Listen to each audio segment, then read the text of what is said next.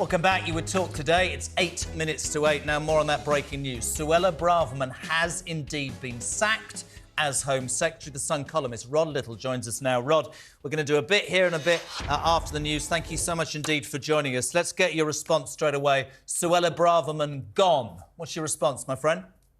It's very sad, I think, because I think she was becoming an effective Home Secretary, despite the fact, of course, that she clearly alienated a large part of the left wing of the Conservative Party and certain editorials in Fleet Street. It's an interesting thing.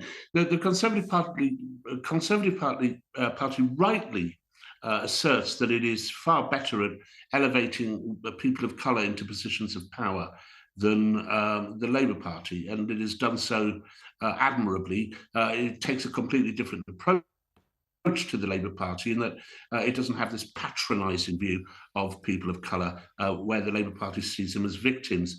The problem with the Conservative Party is that once they get into power, they are very quickly removed from positions of power. And we've seen that particularly if there are women. So I think there's misogyny there as well. So you've had Priti Patel and Suella Braverman. But you've also had Nadhim Zahawi and Kwasi Kwarteng, Sajid Javid, all of whom reached very senior positions of power, but were very quickly removed. I think there's some residual resistance within parts of the patrician Conservative Party to both women and people of colour. And I think that's probably one of the reasons why Braverman's got it.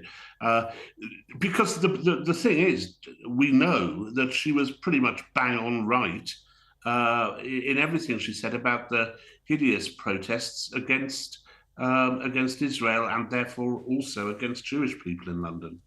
Do you think she was right in her comments that she made in the Times newspaper last week, Rod, about the cenotaph, even though the protest was taking place at a completely different venue at a time 2 hours later than those 2-minute silence? Do you think she incited those far-right thugs and football hooligans to actually turn up at the cenotaph and end up fighting the police?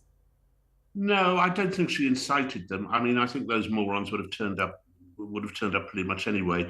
I don't think she chose her words very well. Sometimes she doesn't choose her words very well. You don't always do that. I think, for example, she didn't choose her words terribly well when it came to people who were sleeping rough on the streets of London. She could have been a bit more measured about that, even though, you know, there is some truth to what she said.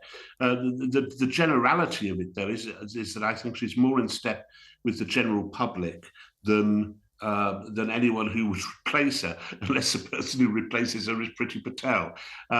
If you're going to have someone in this job, immigration is a massive issue for the next election, and so is the way in which we get along with people in this country who do not share our same cultural values. And I think if we get someone who is far more relaxed about people shouting hateful anti-Jewish slogans as they walk through the streets of London, then it won't do the Conservative Party any favours at all.